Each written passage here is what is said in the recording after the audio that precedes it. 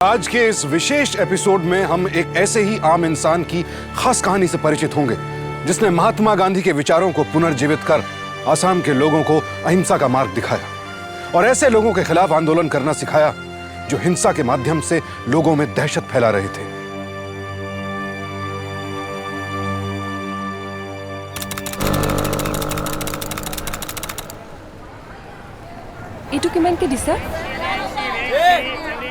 आजाद भारत, खुशहाल भारत। कितना अच्छा लगता है जब एक बाजार की चहल पहल में बच्चों की खिलखिलाहट, बुजुर्गों की गपशप और हर तरफ मुस्कुराते चेहरों की रौनक शामिल होती है। यह है 1989 का आसाम और इस बाजार का नाम है अमृत बाजार। लेकिन इस खुशहाली के पीछे एक बेहद गंभीर समस्या छिपी थी। 1989 के दौरान असम और उसके आसपास के इलाकों में उग्रवाद का कहर चोटी पर था। ईस्ट इंडिया लिबरेशन फ्रंट नाम से कुख्यात ये गिरोह क्रांति के नाम पर आतंक फैलाता था। चूंकि इनकी आमदनी ऐसे ही बाजारों पर निर्भर थी, इसलिए बिना किसी सवाल, बिना किसी जवाब के हर किसी को पैसे देने पड़ते थे। लेकिन तभी इस बाजार में एक ऐसे शख्स ने कदम रखा जिसने इनके सामने सर झुकाने से इनकार कर दिया।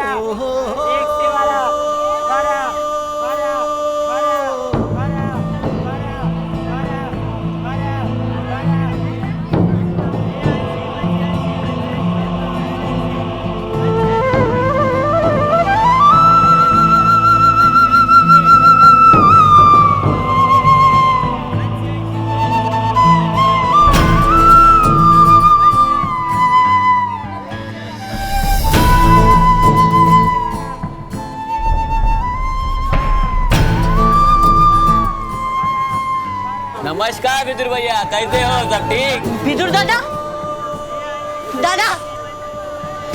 नमस्कार। नमस्कार बेटा। छोटू,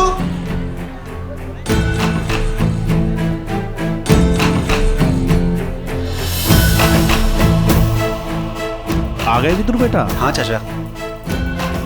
खुश रहो।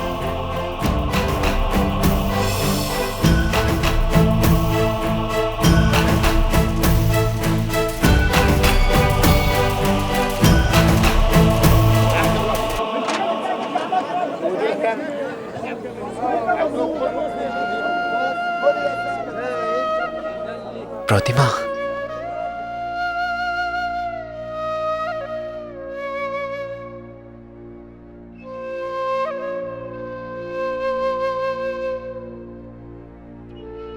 प्रतिमा,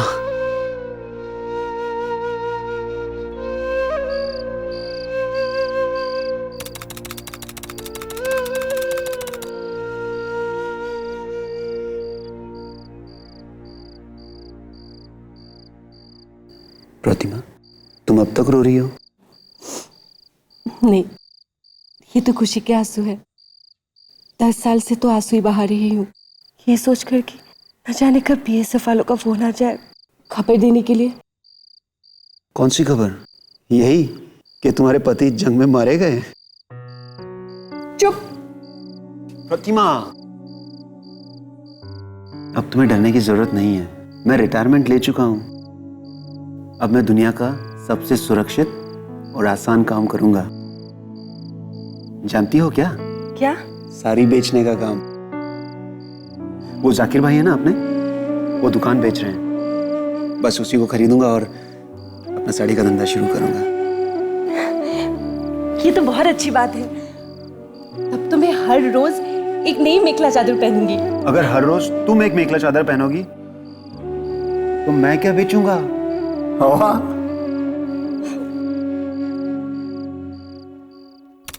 आपकी बेटी की शादी से मेरी दुकान की शुरुआत अच्छी हो गई चाचा। दिन भर कोई ना कोई आता ही रहता है संगीता की शादी के लिए साड़ी खरीदने। यकीन नहीं होता, संगीता इतनी बड़ी हो गई। पिछली बार जब उसे देखा था ना, इतनी सी थी। तुम तो बेटा कई साल बाद उसे देख रहे हो ना। मैं तो यहाँ उसके साथ रहता हूँ, फिर भी पता ही नहीं चला कि कब मेरी बेटी बड़ी हो गई है। नमस्ते चाचा जी। अरे नमस्ते बेटा, कैसी हो? ठीक हूँ। साड़ी लेने आई हो? हाँ चाचा, संगीता की शादी के लिए। आइए।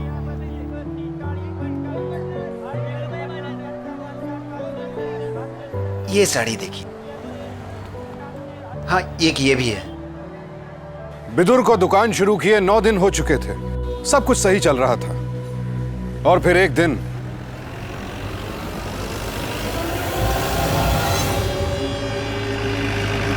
वो जीप आ ही गई।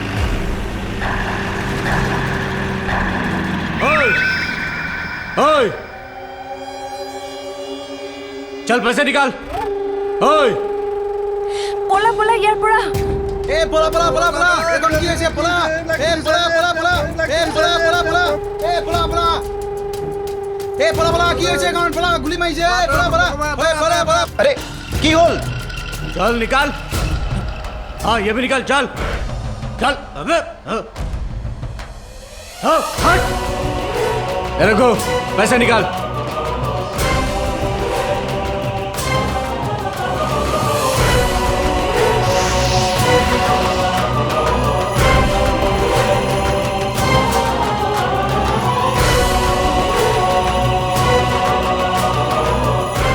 हाँ मारवाड़ी पैसा ला तू भी।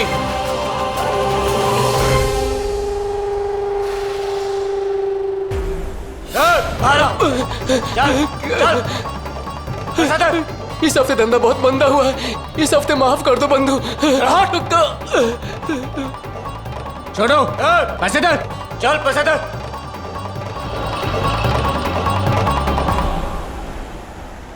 नई दुकान है, नई दुकान का 5,000 लगेगा। किस बात का पैसा लेते हैं आप लोग? जाकिर भाई ने दुकान देते वक्त बताया तो होगा। हम तुम्हारी भलाई के लिए लेते हैं पैसा। मेरी भलाई के बारे में मैं खुद सोच लूंगा। आप जाइए यहाँ से। तुम नए हो क्या यहाँ पर? जाकिर भाई जितना देते थे तुम्हें देना होगा। निकाल पैसा। मैंने कहा ना मैं नहीं दूंगा। आगे बढ़िए।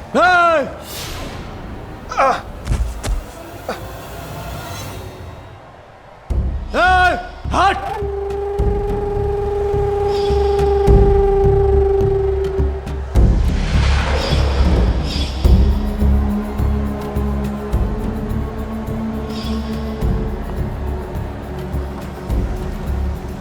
ये पैसा चाहिए तुझे? चल चल।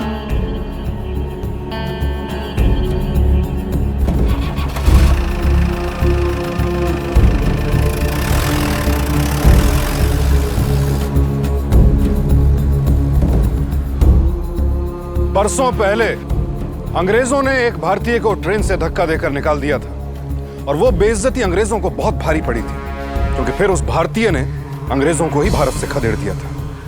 वो इंसान थे हमारे महात्मा, हमारे बापू। आज फिर से एक भारतवासी का अपमान हुआ था।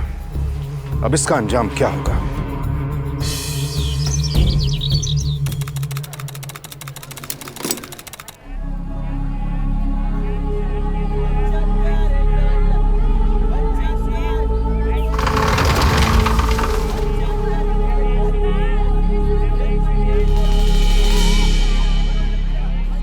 इस हफ्ते धंधा बहुत मंदा हुआ है, इस हफ्ते माफ कर दो बंधु।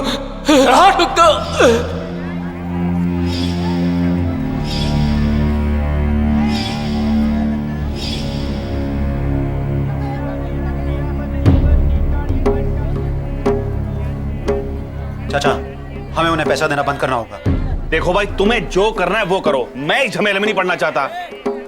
मुझे अपनी बेटी की शादी करनी है बस। मुझे तो तुम माफ ही करो भाई।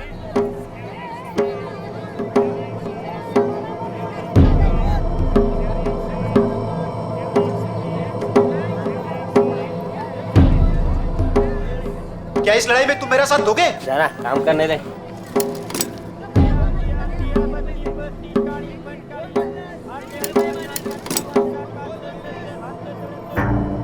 आप क्या कहते हैं उस्मान भाई? हमारी मेहनत से कमाई रोजी रोटी हम उनके हाथ में जाने दें? चाचा आप साथ देंगे?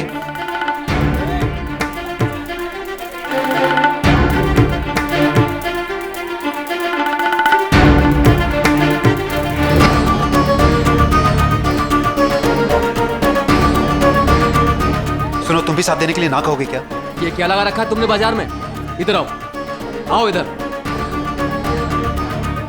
इधर देखो, इन लोगों के चेहरे पर देखो।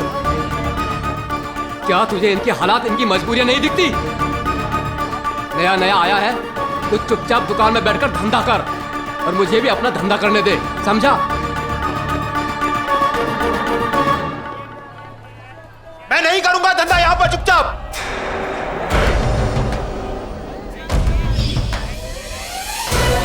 सुना तुम लोगों ने? मैं चुपचाप धंधा नहीं करूंगा यहां पर। देश आजाद हुआ जमाना हो गया और किस बात की गुलामी कर रहे हो तुम लोग? मैं अपनी मेहनत की कमाई का एक पैसा किसी को नहीं दूंगा, एक पैसा भी। ये कर क्या रहा है? पगला तो नहीं गया?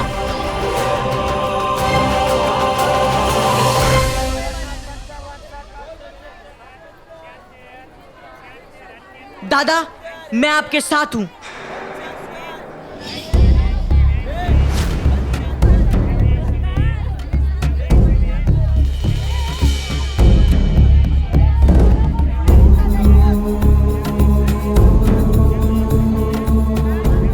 गांव में मेरी एक बूढ़ी आयता रहती है। अठन्नी चवन्नी इकट्ठा करके महीने का उन्हें 20 रुपए बेचता हूं। अगर इन फ्रंट वालों को नहीं दूंगा तो और ज्यादा बेच पाऊंगा। हाँ, आज से मैं भी नहीं दूंगा इनको पैसा।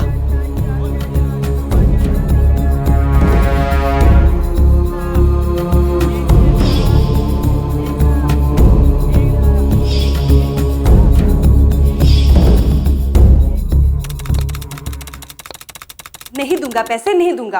अरे सब देते हैं ना, तो आपको क्या आपत्ति है? अरे मेरी मेहनत के पैसे मैं उन्हें क्यों दे दूं? मन की शांति का खर्चा समझ के दे दीजिए ना। और वैसे भी मैं उस डर के साथ नहीं जीना चाहती कि पति बाहर निकले तो पता नहीं घर वापस लौटेंगे कि नहीं। तो तुम चाहती हो हमारे डर की वजह से मैं उनके सामने जाकर घुटने टेक दूं?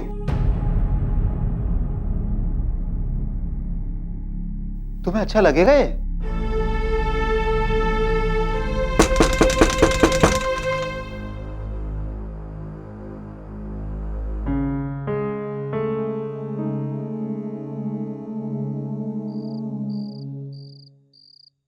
खुराब, ये क्या सुन रहे हैं तुम्हारे बारे में? पंचायत में तुम्हारे खिलाफ शिकायत आई है, इसीलिए हम तुम्हारे घर पर आए हैं। क्या हंगामा किया था तुमने आज बाजार में? मैंने कोई हंगामा नहीं किया था खुर्रा। मैंने वही कहा जो सच था। क्या सही है और क्या गलत, ये क्या तुमसे सीखना पड़ेगा? देखो विदुर, तुम्हारे बॉर्डर की दुनिया अलग है और यहाँ के आम आदमी की दुनिया अलग। पर मैं तो वही इंसान हूं ना, वहां दुश्मनों के खिलाफ लड़ता था, यहां पर भी लड़ूंगा। अरे प्रतिमा, जरा समझाओ अपने पति को। ये खुद तो मरेगा, साथ साथ दूसरों को भी ले मरेगा। आप हमारे बुजुर्ग हैं, पंचायत चलाते हैं, लेकिन चाचा अगर बदतमीजी लगे तो माफ कर दीजिएगा। उन डकैतों के डर से जीने को जीना नहीं कहते। जिल्लत की जिंदगी से तो इज्जत की मौत ही बेहतर है।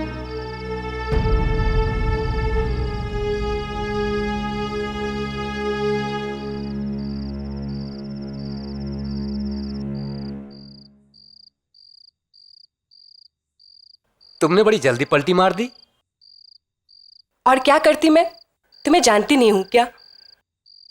किसी की बात मानने वालों में से हो तुम?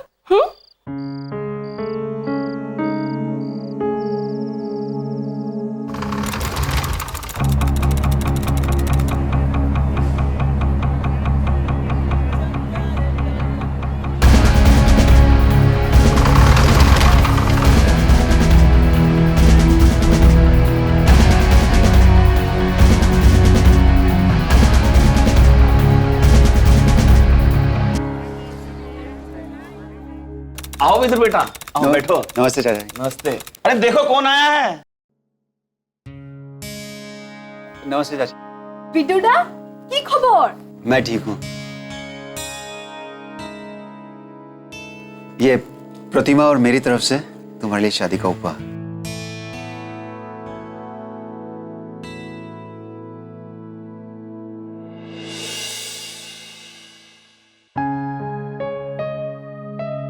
अरे ये तो बहुत महंगी मेखला चादर है ना विदुर बेटा? हाँ, थोड़ी महंगी है, लेकिन मुझे अब उसकी चिंता नहीं है। जानते हैं क्यों? क्योंकि अब मैं उन फ्रंट वालों को पैसे नहीं दूंगा।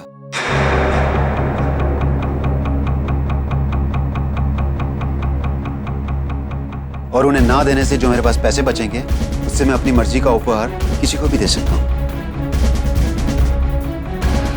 नमस्ते।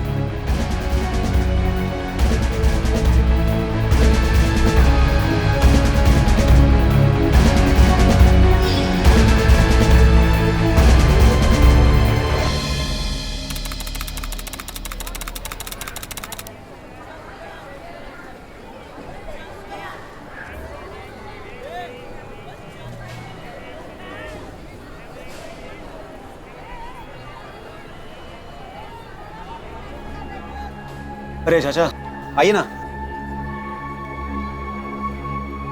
कहिए चाचा, आप कुछ कहना चाहते हैं? मैंने तुम्हारी बात के बारे में बहुत सोचा है बेटा। मुझे लगता है बेटा तुम सही कह रहे हो। अब से मैं भी तुम्हारे साथ हूं। मैं भी नहीं दूंगा पैसा, लेकिन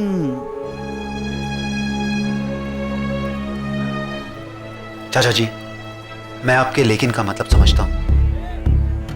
रास्ता कठिन है मगर नामुमकिन नहीं है। चाचा जी, इसी तरह तो हम एक से 2 और 2 से 100 होंगे ना।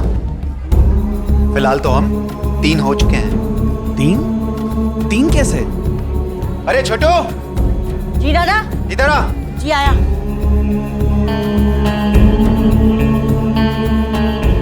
आप, मैं और छोटू। तो ये 3 कैसे हुए? ये तो 2.5 हुए ना। 1, 2 और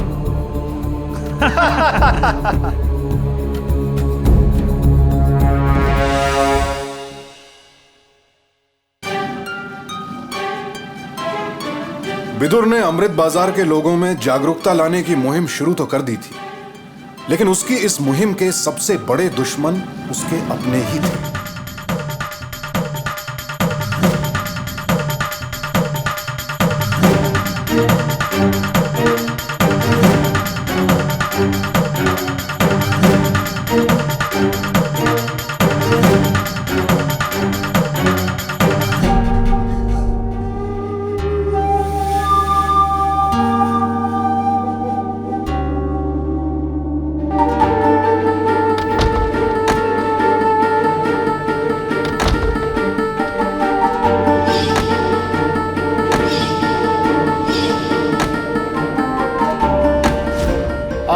जवान है, इसको समझाने से कोई फायदा नहीं होगा। मगर आपकी मति मारी गई है क्या? अरे जवान बेटी की शादी है और आप जानबूझकर मुसीबत मोल ले रहे हो। मुसीबत नहीं, खुशहाली। जानते हैं आप, मेरी बेटी शादी में सबसे महंगी वाली मेखला चादर पहनने वाली है, जो उसे विदुर बाबू ने दी है। अब इन्हें पैसों की कोई कमी नहीं रहने वाली। जानते हैं क्यों? क्योंकि उन्होंने फ्रंट वालों को पैसे ना देने का फैसला किया है। देखिए खुर्रा, मैं किसी से कोई जबरदस्ती नहीं करना चाहता। मैं सिर्फ अपनी बात कहना चाहता हूँ और कुछ नहीं। सुना है तुमने नेहरू बाग में लोगों को बुलाया है? हाँ, बुलाया है। जब सारे लोग एक साथ इकट्ठा होंगे तभी तो मैं उनसे अपनी बात कह पाऊंगा, उन्हें समझा पाऊंगा। कोई नहीं आएगा विदुर, कोई नहीं आएगा। लोग डरते हैं उनसे। और अगर आ गए तो आप वादा करते हैं आप हमारा साथ देंगे? मैंने कहा ना, कोई नहीं आएगा। और अगर आ गए तो? अगर आ गए तो मैं वादा करता हूँ कि मैं तुम्हारा साथ दूंगा।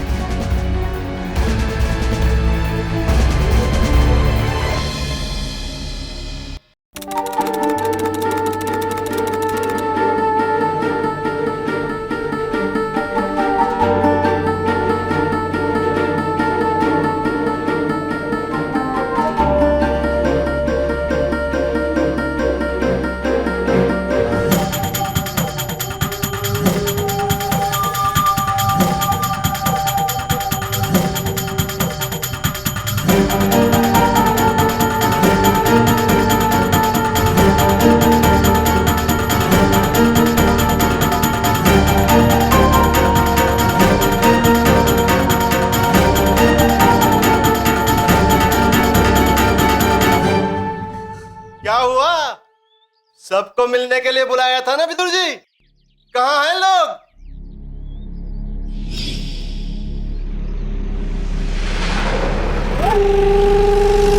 हे भगवान, ये लोग कहां से आ गए?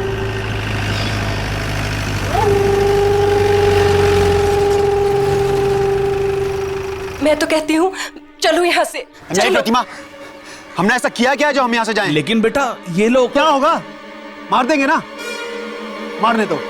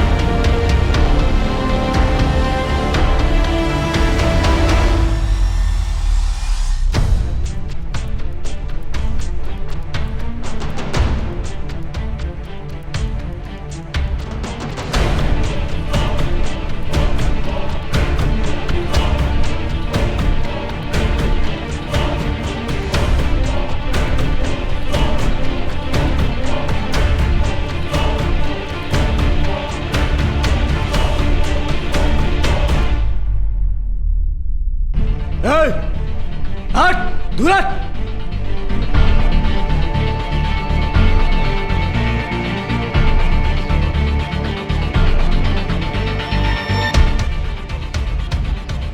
चलो निकल, देख लूंगा इनको।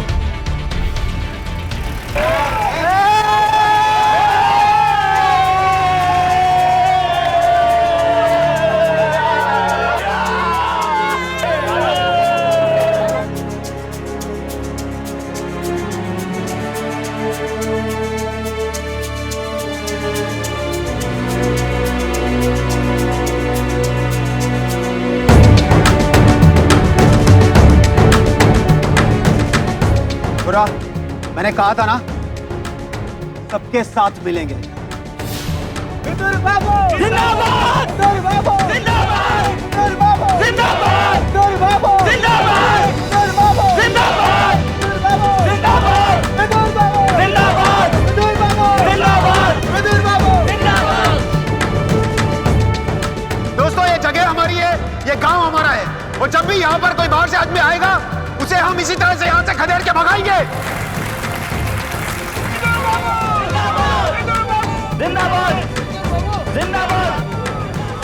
विदुर ने वो कर दिखाया जो बरसों पहले लोकमान्य तिलक और उन जैसे कई महान नेताओं ने किया था। लोगों को जागृत करके उन्हें एक करना, एक फैली हुई हथेली को बंद मुट्ठी में परिवर्तित करना। विदुर का हल बहुत ही सरल था। उसने लोगों को समझाया कि हम उग्रवादियों से क्यों डरते हैं, क्योंकि उनके हाथों में बंदूकें हैं। लेकिन उनके पास ये बंदूकें आती कहां से हैं? हम जैसे आम लोगों के पैसों से।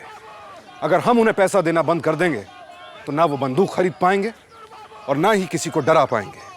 और अब से हमारे गांव में कोई भी यहाँ पर एक पैसा भी किसी को नहीं देगा। एक पैसा भी, जो भी पैसा होगा हमारी कमाई का, हमारी मेहनत का, वो हमारा होगा और हम उसे जैसे चाहे वैसा खर्च करेंगे। उस दिन बाग में सबकी जुबान पर बस एक ही नारा था, मारेंगे तो मरेंगे, लेकिन अब नहीं डरेंगे।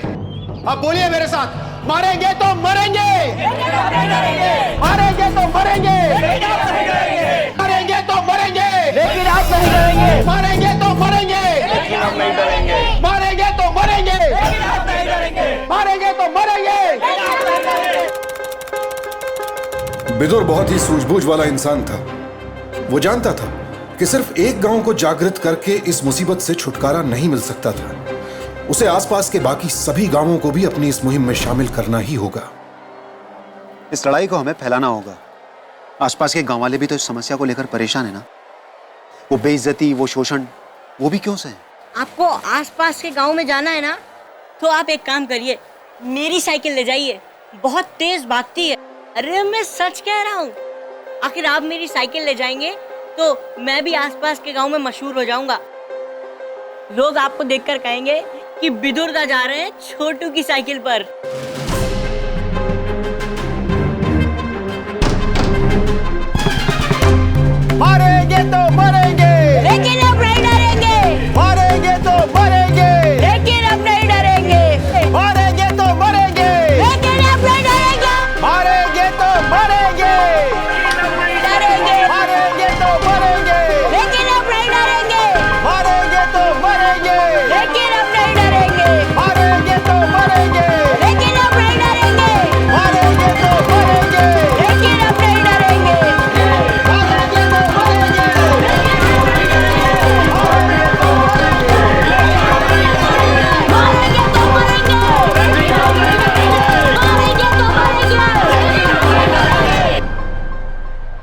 छोटू की बात विदुर को जच गई।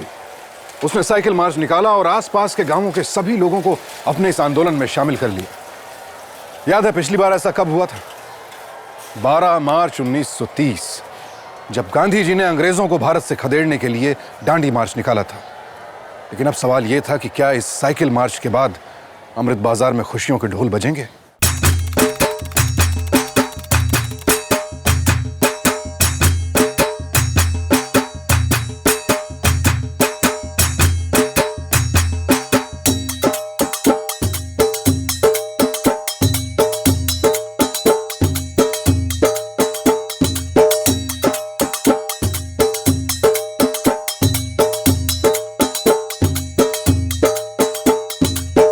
विदुर,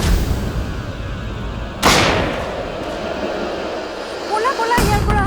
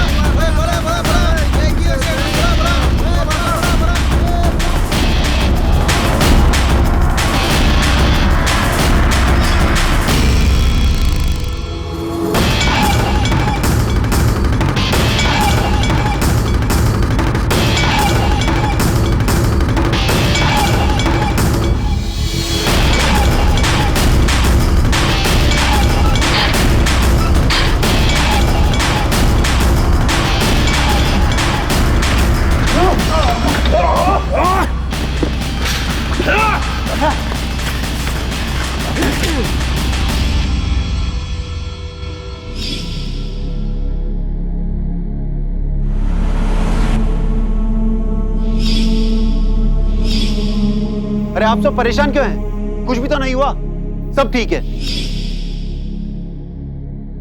आप घर जाइए विदुर बाबू, आपका यह रहना ठीक नहीं है। नहीं, मैं घर नहीं जाऊंगा। अगर मैं घर गया तो ये उनकी जीत होगी, जो मैं कभी नहीं चाहता। भाई खुशी का माहौल है ना, तो खुशी मनाओ। बजाओ भाई, ढोल बजाओ। अरे बजाओ, मुझे दो।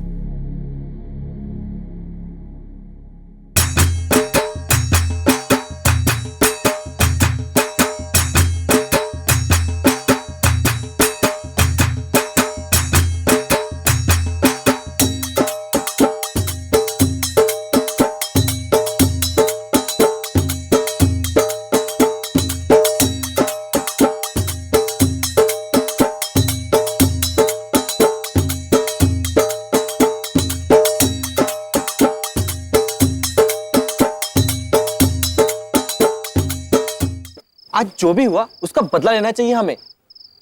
हाँ विदुर बाबू, हमको भी उनकी तरह बंदूकें खरीदनी चाहिए ताकि एक एक को मार सकें।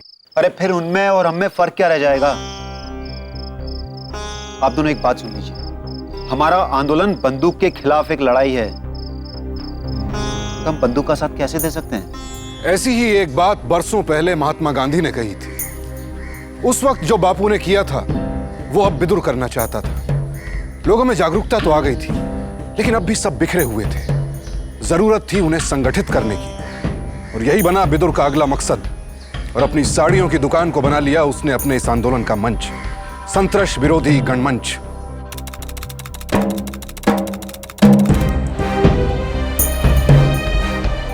विदुर इतिहास खूब जानता था, और इतिहास ने उसे यही सिखाया था कि किसी भी आंदोलन की कामयाबी के लिए व्यवस्थित होना यानी ऑर्गेनाइज्ड होना बहुत जरूरी है। उसने सभी युवकों के अलग अलग संगठन बनाए और सबको अपने अपने मकसद समझा दिए।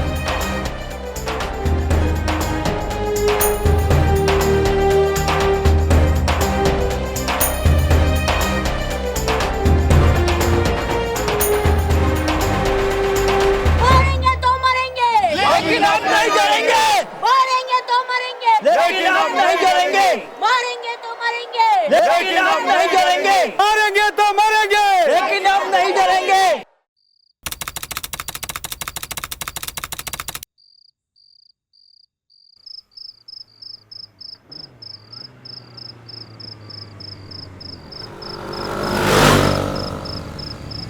विदुर बाबू,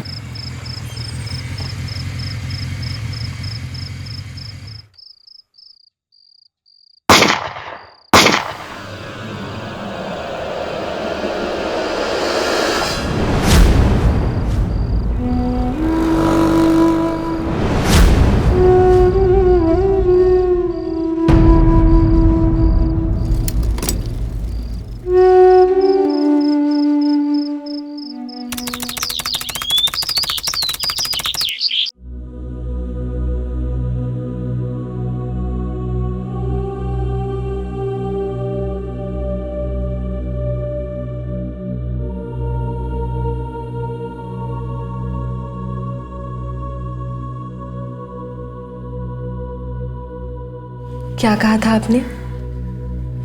बॉर्डर से आने के बाद दुनिया का सबसे सुरक्षित और आसान काम करने वाले हैं। क्या करें, ये बंदूक की गोली मेरा पीछा ही नहीं छोड़ रही है। जहां जाता हूं पीछे आ जाती है। लगता है सौतन हो गई ये बंदूक तुम्हारी।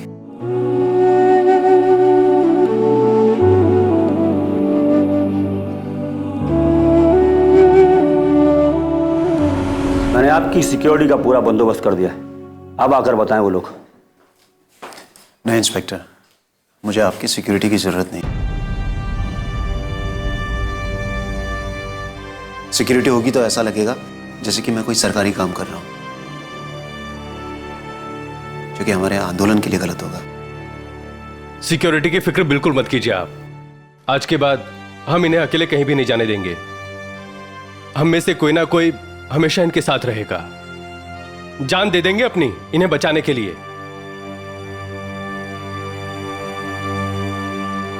मगर बगैर किसी हथियार और बगैर किसी हिंसा के। जी।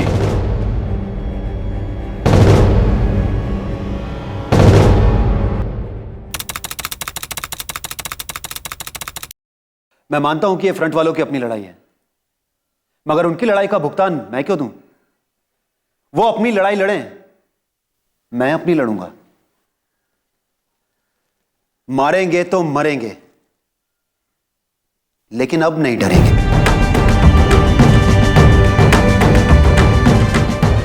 विदुर बाबू के इस अहिंसक आंदोलन ने तेजी से आग पकड़ी है। मारेंगे तो मारेंगे, लेकिन आप नहीं डरेंगे। मारेंगे तो मरेंगे, लेकिन आप नहीं डरेंगे। मारेंगे तो मरेंगे, लेकिन आप नहीं डरेंगे। अरे मारेंगे तो मारेंगे, लेकिन आप नहीं डरेंगे। अरे मारेंगे तो मारेंगे, लेकिन आप नहीं डरेंगे। अरे मारेंगे तो मारेंगे, लेकिन आप नहीं डरेंगे। ये आंदोलन आसाम के अन्य गांवों और इलाकों में भी फैलने लगा था। ऐसा एक किस्सा है दूर किसी गांव का, जहां बिदुर तो नहीं गया था, लेकिन उसकी सोच जरूर पहुंच चुकी थी।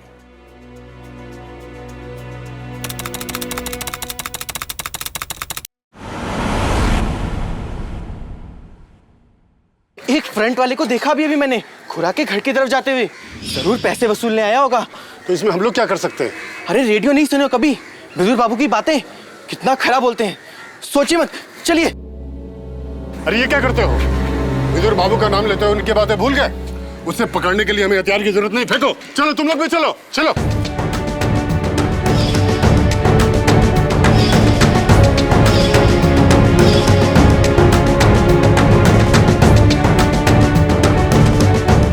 ऐसी घटनाएं और कई गांवों में हुई। 3 महीनों में कुल मिलाकर 26 उग्रवादियों को गांव वालों ने पकड़कर पुलिस के हवाले कर दिया।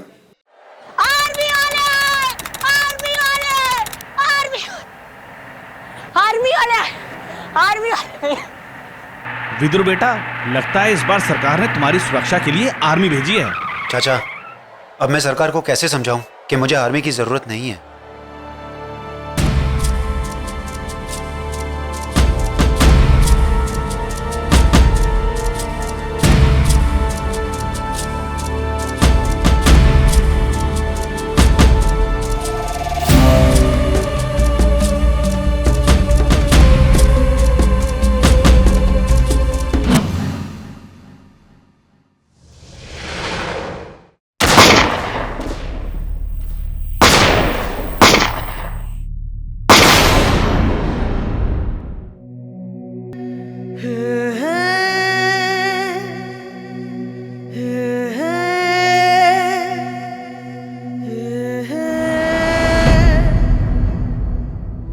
विदुरदा के आंदोलन ने इन उग्रवादियों को किस हद तक हिला दिया था, उसका अंदाजा उनकी इस करतूत से लगा सकते हैं। बुज़दिलों की तरह मिलिट्री के भेस का सहारा लेकर उन्होंने विदुर को तो मार दिया, लेकिन उनकी सोच को मारना नामुमकिन था।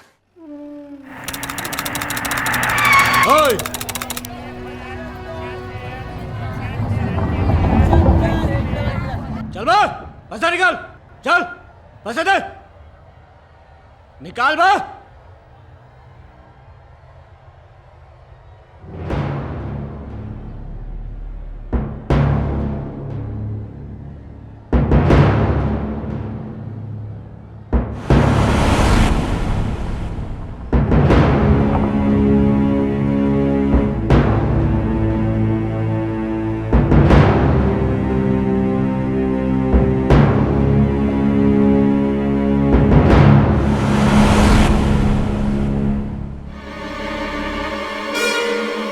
बहुत चर्बी सवार है तुम लोगों के।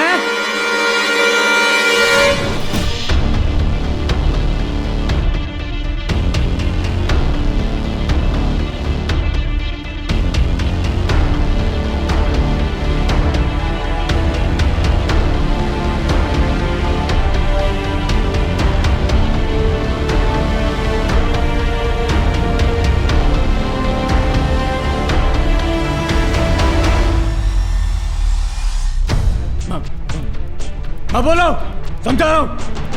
अब पीछे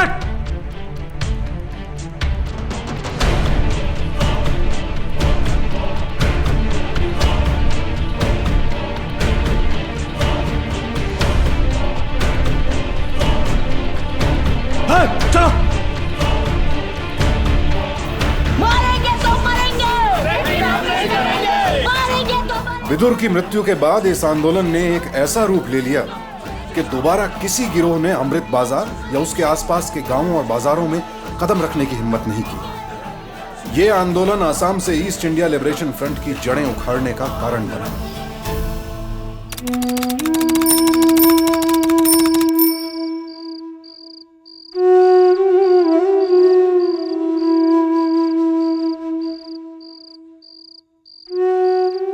वाह, मुझे विदुर मोमाई की कहानी सुनाला। विदुर मोमाई वो इंसान थे जिसके वजह से आज इस बाजार की सड़कों पर तुम लोग खेल पा रहे हो, समझे? हाँ, मतलब विदुर मोमाई ने ये सड़क बनाई है? सिर्फ सड़क ही नहीं बेटा, उन्होंने एक राह बनाई थी बेटा, जिस राह पे चलकर आज भी सब खुश है।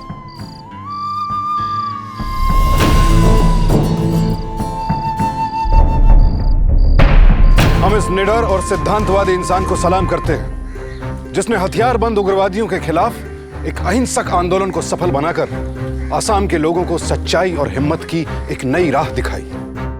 आज हमें आजादी मिले पूरे 65 वर्ष हो गए हैं, फिर भी कई ऐसी समस्याएं हैं जिन्हें सुलझाना है, कई ऐसे मसले हैं जिनका हल ढूंढना है। दुश्मन अब भी ताक में है, इसलिए सावधान इंडिया, क्योंकि अगर हम सावधानी, साहस और सच्चाई के साथ चलेंगे तो मंजिल तक जरूर पहुंचेंगे। जय हिंद।